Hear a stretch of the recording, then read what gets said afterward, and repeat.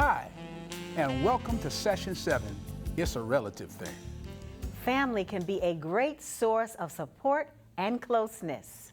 But family can also be a major problem in your marriage if boundaries aren't respected.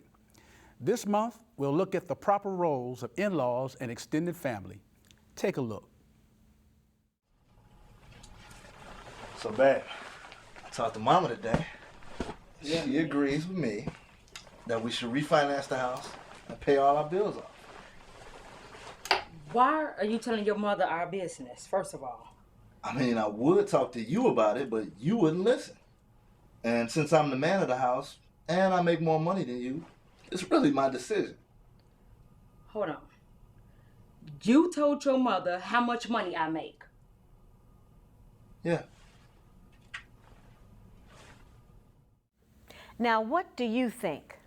What are the proper roles of family in a marital relationship? Are there some things that you should not share with your family? Who should resolve any problems with in-laws?